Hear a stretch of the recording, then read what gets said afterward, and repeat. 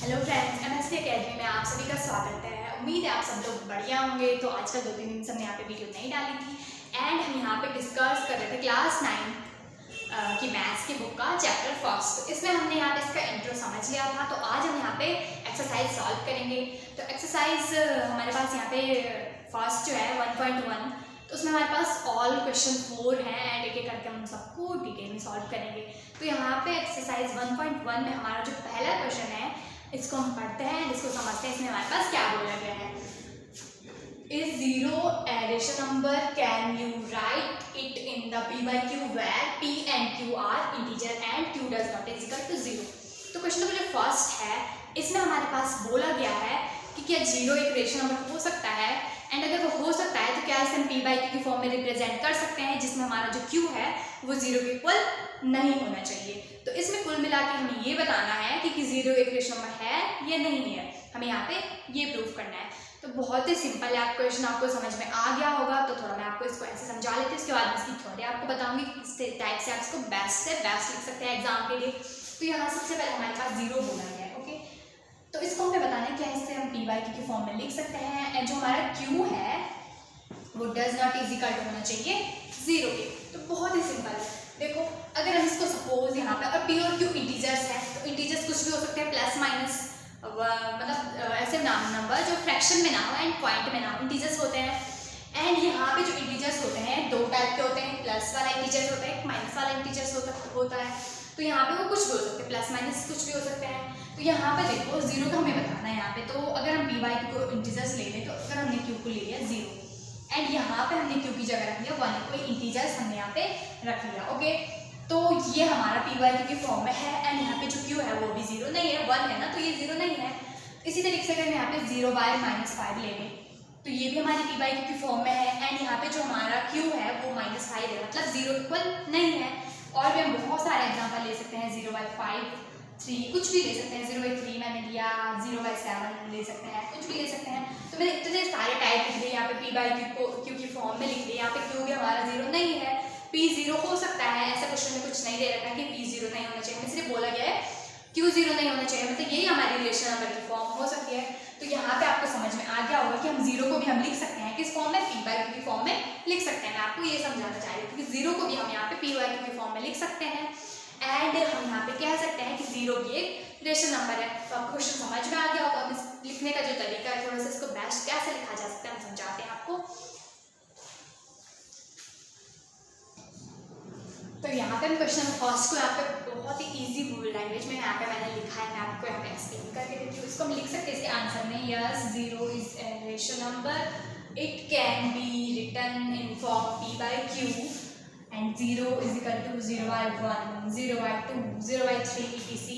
इनके extra denominator q can also be taken as negative और positive integers. तो मैं आपको समझा देती हूँ, बस हमने यहाँ पे इतना समझ लिया कि हम जीरो को p by q की फॉर्म में लिख सकते हैं, मतलब जीरो एक रेशनल नंबर है, ठीक है। तो यहाँ पे देखो इसका मतलब yes zero is a rational number. इसको हम किस फॉर्म में लिख सकते हैं, p by q की फॉर्म में लिख सकते हैं। कैसे लिख सकते हैं, यहाँ पे मैंने लिख दिए हैं।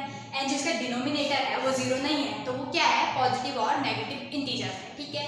बस हमें इतना ही लिखना है एंड लास्ट में आप लिख सकते हो सो जीरो इज, वो तो हमने पहले लिख दिया कि इनके रेशनल नंबर है। तो आप इसको बस इतना ही लिखोगे तो आपके बिल्कुल फुल में से फुल नंबर यहाँ पे मिल जाएंगे। इसके बाद आप इस क्वेश्चन की स्क्रीनशॉट ले लीजिए। हम नेक्स्ट क्वेश्चन देखते हैं फिर उसके बाद उसमें क्या बोला गया है।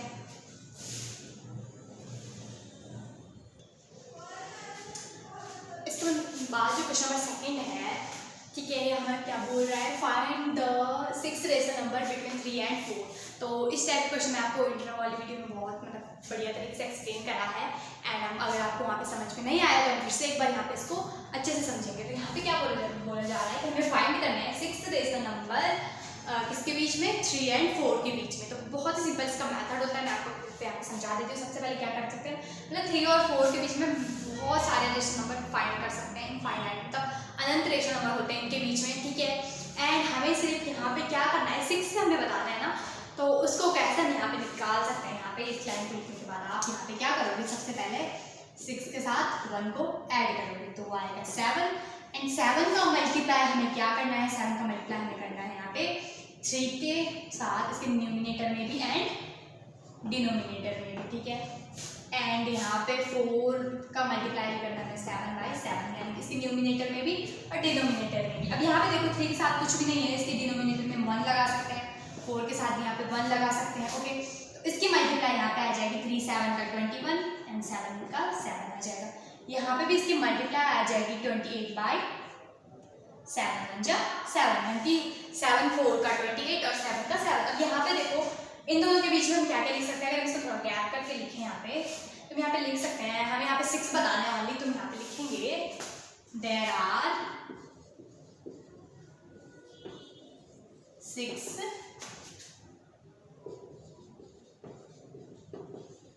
Rational number.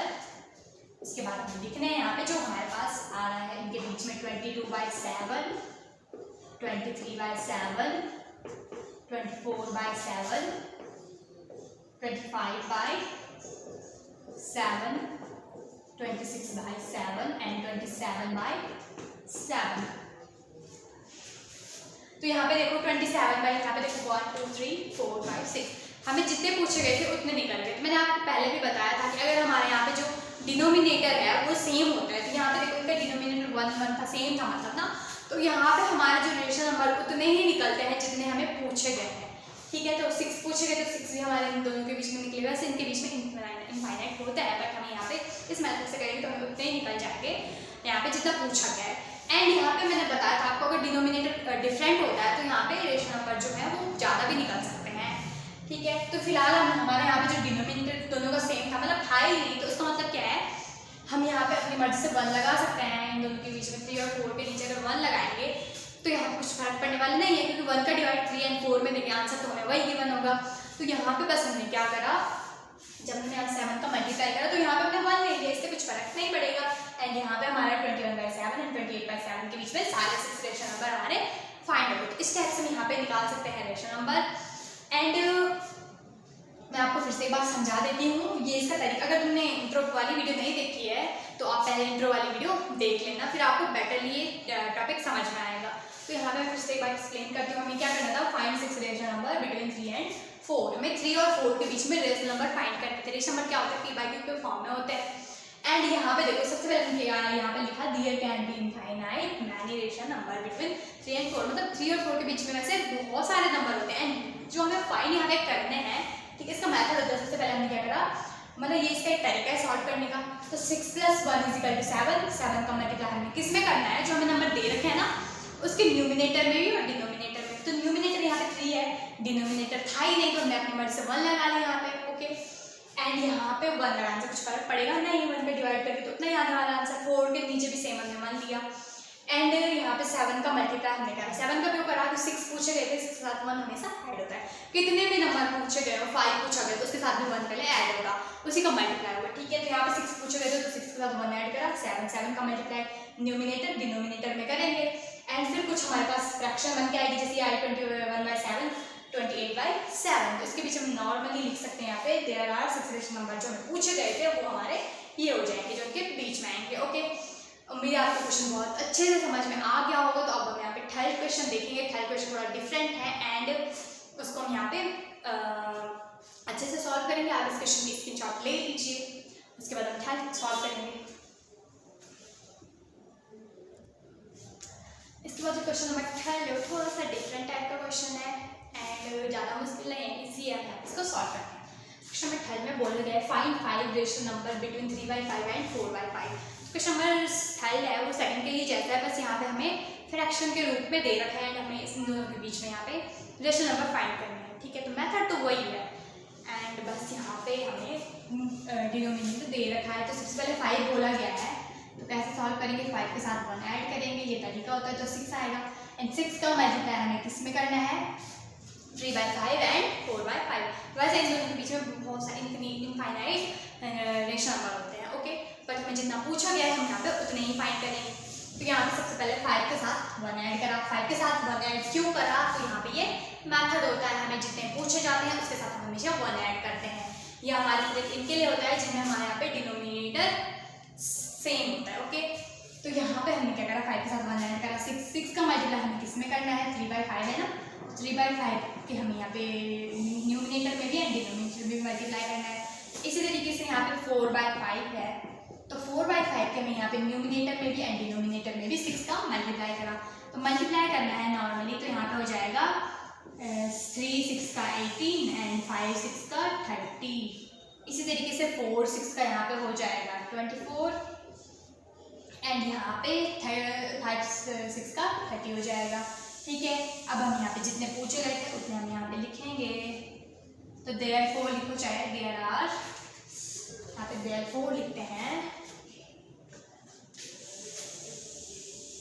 इसलिए 6, अच्छा 5 पूछ रहे थे ना, 5 लिखेंगे यहाँ पे, 5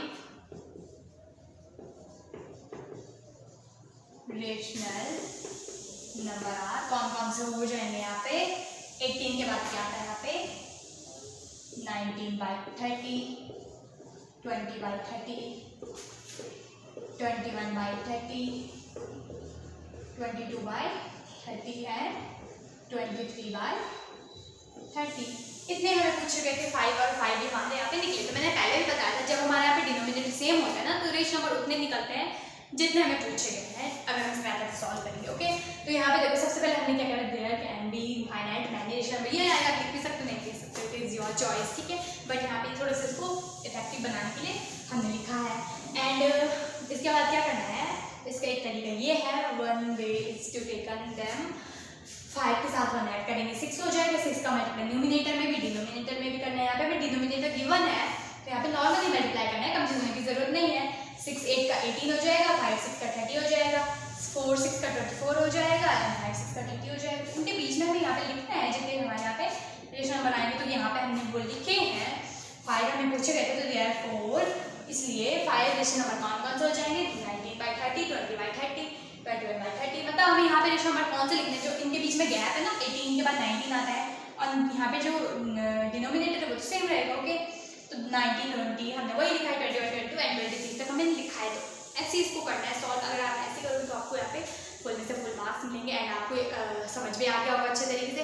इसके वजह क्वेश्चन नंबर 4 वो थोड़ा डिफरेंट टाइप का है। क्वेश्चन नंबर 4 को कराने के बाद मैं आपको थोड़ा डिफरेंट टाइप के एग्जाम्पल भी समझाऊंगी। यहाँ पे मैंने बोला था ना कि इसके डिनोमिनेटर अगर चेंज होगा तो इसको कैसे सॉल्व किया जाएगा। ठीक है, तो आप इस क्वेश्चन की स्क्रीनशॉट ले लीजिए एंड अगर आपको वीडियो पसंद आ रही है तो चैनल को लाइक एंड चैनल को सब्सक्राइब कर लीजिए। इसके बाद इस एक्सरसाइज का हमारा जो लास्ट क्वेश्चन है, इसमें हमें यहाँ पे कुछ सॉल्व नहीं करना, थोड़ा सा समझना है एंड इसको समझने के लिए आपको नंबर सिस्टम का पता होना बहुत ज़रूरी है।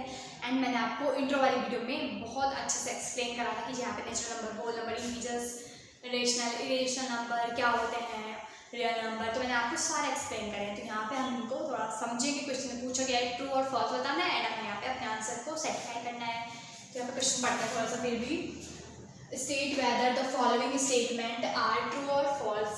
Give reason for your answer. हम यहाँ पे अपना जो यहाँ पे ट्रू और फॉल्स तो बताना ही है एंड इसका रीजन लिखना है क्यों ऐसा है, तो मैं आपको एक्सप्लेन करूँगी। इसके बाद थोड़ा इसकी नॉर्मल है, क्लाइंट में लिखना है। तो यहाँ पे देखो, सबसे पहला जो क्वेश्चन 4 का जो पहला पार्ट है, every natural number is a whole number. यहाँ पे बोला गया है क्या सारे नेचुरल नंबर होल नंबर हो सकते हैं। ठीक है, तो मैं आपको सबसे पहले नेचुरल नंबर बताती हूँ। नेचुरल नंबर हमारे क्या होते हैं। ओके, 1 2 3 4, फिर आपको बैटर्नली तरीके से समझ में आ जाएगा। ये हमारे नेचुरल नंबर होते हैं। ओके, एंड होल नंबर होते हैं 0 1 2 3 4 5 6 7 8 एंड 9। तो ये मैंने लिखती है यहाँ पे नेचुरल नंबर एंड ये मैंने लिखती है होल नंबर। नेचुरल नंबर को कैपिटल N से डिनोट करा जाता है, होल नंबर को कैपिटल W से डिनोट करा जाता है। अगर आपको पता नहीं है तो मैं फिर से बताती हूँ नेचुरल नंबर क्या होते हैं। नॉर्मली हम यहाँ पे जब बोलते हैं 1 से 9 या इन्फिनिटी तक, ठीक है, क्योंकि 1 से 9 तक मेन होते हैं। इसके बाद जितने भी हमारे डिजिट है, 2 नंबर की डिजिट हो, 3 नंबर की डिजिट हो या कितने भी बड़ी डिजिट हो, इन्हीं 9 नंबर से मिलकर बनी होती है। ओके, एंड यहाँ पे नेचुरल नंबर 1 से 9 तक होते हैं। होल नंबर जो होते हैं ना, उसमें बस सेम अगर यहाँ पे 0 आ जाता है, होल नंबर में 0 होता है, नेचुरल नंबर में 0 नहीं होता है। तो होल नंबर यहाँ पे बस इसमें एक 0 आ जाता है, बाकी सारा सेम है। तो हमें क्या बोला गया है, क्या बस सारे नेचुरल नंबर हैं ये होल नंबर हो सकते हैं, हमें सिर्फ इतना बोला गया है। तो आप देख लो, खुद ही देख लो कि यहाँ पे 1 से 9 तक है, यहाँ पे 0 से 9 तक है। तो यहाँ पे सारे नेचुरल नंबर होल नंबर हो सकते हैं ना, क्योंकि यहाँ पे देखो 1 से 9 तक तो ऑलरेडी है एंड यहाँ पे देखो 1 से 9 तक इसमें है। ठीक है। तो नेचुरल नंबर होल नंबर मतलब जो सारे नेचुरल नंबर हैं वो होल नंबर में हो सकते हैं, ठीक है। बट यहाँ पे सारे होल नंबर नेचुरल नंबर नहीं हो सकते। क्यों नहीं हो सकते? क्योंकि यहाँ पे एक्स्ट्रा जीरो है एंड जीरो नेचुरल नंबर में नहीं होता है। आप कंफ्यूज बिल्कुल भी ना हो, यहाँ पे बोला गया है, यहाँ पे ये बताना है कि एवरी नेचुरल नंबर मतलब सारे नेचुरल नंबर होल नंबर हो सकते हैं, बिल्कुल हो सकते हैं। 1 से 9 तक नेचुरल नंबर होते हैं एंड 1 से 9 तक होल नंबर है। तो यहाँ पे सारे नेचुरल नंबर होल नंबर हो सकते हैं। अगर यहाँ पे क्वेश्चन ये आ जाए सपोज कि होल नंबर नेचुरल नंबर हो सकते हैं, शायद ये क्वेश्चन हमारे एग्जाम्पल में है एंड इसी टाइप का ऐसा क्वेश्चन है कि होल नंबर नेचुरल नंबर हो सकते हैं, तो वहाँ पे फॉल्स हो जाएगा बिकॉज यहाँ पे जीरो है ना, नेचुरल नंबर में जीरो नहीं आता है। तो सिर्फ आप समझ गए होंगे यहाँ पे सारे नेचुरल नंबर होल नंबर हो सकते हैं। तो इसमें हमें लिखना क्या है, देखो आप इस चीज को लिख सकते हैं, ये क्या है, ट्रू है। Since the collection of whole number concentrate all the natural number, ठीक है। तो यहाँ पे देखो हमारे यहाँ पे जो कलेक्शन है नेचुरल नंबर का मैंने लिखा है यहाँ पे, ये सारा होल नंबर भी मैंने लिखा है यहाँ पे, तो सारे नेचुरल नंबर पे होल नंबर हो सकते हैं। बस इतना ही आपको यहाँ पे समझना है, आप इस थ्योरी को यहाँ पे लिख सकते हो, ओके। तो आप इसके स्क्रीनशॉट ले लीजिए। इसके बाद में क्वेश्चन नंबर सेकंड यहाँ पे मतलब फोर्थ का क्वेश्चन 4 का यहाँ पे सेकंड पार्ट समझते हैं। इसके बाद क्वेश्चन नंबर 4 का जो पार्ट सेकंड है यहाँ पे हमें बोला गया है every integer is a whole number. तो मतलब यहाँ पे एवरी इंटीजर्स की बात करी गई, क्या एवरी सारे इंटीजर्स जो है यहाँ पे होल नंबर होते हैं, हम यहाँ पे ये बताना है। तो सबसे पहले यहाँ पे इंटीजर्स को समझेंगे कि इंटीजर्स क्या होते हैं यहाँ पे। तो इंटीजर्स क्या होते हैं, सारे नेगेटिव एंड पॉजिटिव नंबर्स जो एक फ्रैक्शन में ना हो, एक पॉइंट में ना हो। यानी कि जैसे अगर हम प्लस इंटीजर की बात करें तो इंटीजर को यहाँ पे डिनोट करा जाता है z से, ठीक है। z पॉजिटिव, अगर पॉजिटिव इंटीजर की बात करें तो 1 2 3 4 ये सारे हमारे प्लस इनफाइनाइट, ठीक है। एंड अगर नेगेटिव इंटीजर्स की बात करें -1 -2 -3 -4 डॉट डॉट माइनस इनफाइनाइट तक, तो ये हमारे इंटीजर्स मैंने टोटल लिख दिए हैं प्लस और माइनस, ओके। अब हम यहाँ पे होल नंबर मैंने अभी लिखे थे, फिर से हम यहाँ पे लिख देते हैं 0 1 2 3 4 5 6 7 8 एंड 9। तो मैंने ये होल नंबर लिख दिया। अब हमें क्या बोला गया है कि सारे जो इंटीजर्स हैं वो होल नंबर हो सकते हैं कि नहीं हो सकते हैं। तो यहाँ पे बहुत ही सिंपल इसको पहचाना, देखो यहाँ पे इसमें तो सारे पॉजिटिव नंबर है ना, बट यहाँ पे हमारे नेगेटिव भी नंबर आ रहे हैं इंटीजर्स में। तो सारे जो इंटीजर्स हैं वो होल नंबर नहीं हो सकते बिकॉज यहाँ पे जो होल नंबर सारे पॉजिटिव होते हैं, नेगेटिव नहीं होते। बट यहाँ पे जो इंटीजर्स है नेगेटिव पॉजिटिव दोनों होते हैं। तो यहाँ पे हमें सिर्फ इतना लिखना है कि ये तो पहले फॉल्स है, ओके। अपने रीजन में हमें यहाँ पे लिखना है फॉल्स, ओके। इसके बाद हम यहाँ पे क्या रीजन लिखेंगे, क्योंकि यहाँ पे एग्जाम्पल लिखते हैं 4 example -2 is not whole number, okay. ये हम अपने रीजन में लिख सकते हैं। पहले फॉल्स लिखेंगे, ये गलत, ये लाइन जो गलत है, मतलब यहाँ पे every integer is a whole number, ये फॉल्स है, ये गलत है, ऐसा नहीं होता है। मैंने आपको समझा दिया क्यों नहीं होता है, क्योंकि इंटीजर्स में तो प्लस और माइनस सारे आते हैं, बट यहाँ पे जो होल नंबर ये सिर्फ हमारे पॉजिटिव होते हैं। एंड आप यहाँ पे एक्सप्लेन कर सकते हो, रीजन दे सकते हो 4 example -2 is not whole number, -2 whole number नहीं है, तो यहाँ पे सारे इंटीजर्स होल नंबर नहीं हो सकते हैं, ओके। आपको क्वेश्चन समझ में आ गया होगा। इसके बाद हम यहाँ पे क्वेश्चन नंबर 4 का थर्ड पार्ट सॉल्व करेंगे। इसके बाद क्वेश्चन नंबर 4 का जो लास्ट पार्ट है यहाँ पे, ये बहुत सिंपल है। यहाँ पे बोला गया every rational number is a whole number, क्या सारे रेशनल नंबर होल नंबर होते हैं? तो सिंपल है, क्या सारे रेशनल नंबर होल नंबर हो सकते हैं? अब देखो यहाँ पे रेशनल नंबर तो p/q फॉर्म में हम लिख सकते हैं, है ना। रेशनल नंबर क्या होता है जिन्हें हम p/q की फॉर्म में लिख सकते हैं, एंड जो होल नंबर होते हैं इन्हें हम p/q की फॉर्म में नहीं लिख सकते, मतलब फ्रैक्शन की फॉर्म में नहीं लिख सकते। तो सारे रेशनल नंबर होल नंबर हो ही नहीं सकते, तो यहाँ पे ये फॉल्स हो जाएगा। तो सॉल्यूशन में हम यहाँ पे क्या लिखेंगे, फॉल्स, ठीक है। 4 एग्जाम्पल 1/2 इज ए, ये क्या है, रेशनल नंबर है, बट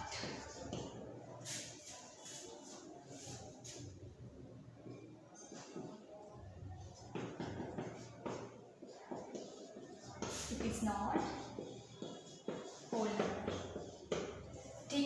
तो यहाँ पे जो हमारा 1/2 है ये एक रेशनल नंबर है, ये बट ये क्या है, होल नंबर नहीं है, तो यहाँ पे नॉर्मली यहाँ पे ये फॉल्स हो जाएगा। आपको समझा दो, क्योंकि रेशनल नंबर को हम पी/क्यू की फॉर्म में लिख सकते हैं, बट होल नंबर को हम पी/क्यू की फॉर्म में नहीं लिख सकते हैं। तो यहाँ पे नॉर्मल से यहाँ पे लिखेंगे कि फॉर एग्जाम्पल, यहाँ पे एक एग्जाम्पल 1/2, कुछ भी आप एक रेशनल नंबर दे सकते हैं, आपकी बुक में है ये पीछे, तो मैंने आपको 1/2 ही लिखा है। एंड आप कुछ भी यहाँ पे इसके अलावा लिख सकते हो, यहाँ पे 3/4 लिख सकते हो, यहाँ पे कुछ भी लिख सकते हो, मतलब जो पी/क्यू की फॉर्म में होना चाहिए, ठीक है। जरूरी नहीं है आपको कि रटना है यहाँ पे, ओके। तो आप कुछ भी लिख सकते हो, बस आपको क्वेश्चन समझ आ जाना चाहिए। उसके बाद आप अपनी लैंग्वेज में इसको लिख सकते हो, कोई आपके नंबर नहीं काटेगा, बस आपका स्टेटमेंट जो है वो सही होना चाहिए, ओके। तो यहाँ पे हम नॉर्मली इसको लिख सकते हैं यहाँ पे कि ये रेशनल नंबर है but it is not whole number, ठीक है। तो ये हमारा फॉल्स हो जाएगा। तो इस टाइप से आपके एग्जाम्स एक्सरसाइज 1.1 हो जाती है पूरी कंप्लीट। एंड इस एक्सरसाइज कंप्लीट होने के बाद मैं आपको एक क्वेश्चन मैंने बोला था कि मैं लास्ट में समझाऊंगी, तो मैं आपको एक अलग सा क्वेश्चन समझाती हूँ, क्योंकि हमारा जो रेशनल नंबर फाइंड करने वाला नंबर है, क्वेश्चन है, ये बहुत बार पूछा जाता है। कभी कभार हमारे यहाँ पे जो इसके न्यूमिनेटर डिनोमिनेटर सेम होते हैं, कभी कभार अलग अलग होते हैं। तो मैं आपको एक क्वेश्चन समझाती हूँ एक्स्ट्रा सा, ताकि आप एग्जाम में आ गया वो क्वेश्चन, तो आप इसको इजीली सॉल्व कर सकते हो। वैसे मैंने इंट्रो वाली वीडियो में समझाया था, लेकिन फिर से मैं आपको समझा दूंगी। तो आप इस क्वेश्चन की स्क्रीनशॉट ले लीजिए, इसके बाद हम वहाँ पे इस पर डिस्कस करेंगे। तो यहाँ पे हमारे एक्सरसाइज 1.1 कंप्लीट हो चुकी है। एंड जो क्वेश्चन मैंने आपको बोला था समझाने के लिए, वो मैंने यहाँ पे लिख लिया है, डिफरेंट टाइप क्वेश्चन। अगर आपको वीडियो पसंद आई है तो वीडियो को लाइक, चैनल को सब्सक्राइब कीजिए एंड अपने क्लासमेट के साथ शेयर जरूर करिए, और कमेंट में बताइए कि आपको और क्या क्या टॉपिक पढ़ने हैं अच्छे से दोबारा से, ठीक है। तो यहाँ पे find 5 rational number between 4/6 and 5/8, तो बिल्कुल डिफरेंट टाइप का क्वेश्चन है। देखो यहाँ पे 4/6 5/8 है ना, डिफरेंट टाइप का क्वेश्चन है। ये इंट्रो वाली वीडियो में समझाया था, फिर से मैं आपको समझाती हूँ, अगर आपके कंफ्यूजन है तो वो क्लियर हो जाएगी। तो यहाँ पे 4/6 है एंड 5/8 है।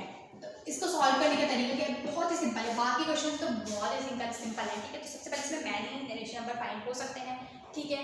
वो हमें लिखने में हम डायरेक्ट यहाँ पे सॉल्व करेंगे। एंड यहाँ पे 5 रेशनल नंबर पूछा है, तो सबसे पहले क्या करेंगे, नंबर्स को लिखेंगे 4/6 एंड 5/8। इनको लिखने के बाद हमें यहाँ पे क्या करना है, इनके डिनोमिनेटर सेम करने हैं, ओके। तो यहाँ पे 6 एंड 8 है, तो ऐसा कौन सा नंबर है जो दोनों के टेबल में आता है, तो 6 4 जा 24 एंड 8 3 का 24, ओके। तो ऐसे यहाँ पे मल्टीप्लाई करते हैं, जब फ्रैक्शन में एलसीएम लेते हैं तो ऊपर नीचे मल्टीप्लाई करते हैं। तो यहाँ पे नॉर्मली हमें वही करना है। यहाँ पे सबसे पहले क्या करा हमने, यहाँ पे 4 का मल्टीप्लाई क्यों करा इसके साथ, एंड 3 का मल्टीप्लाई क्यों करा, हमने यहाँ पे डिनोमिनेटर सेम करा, ओके।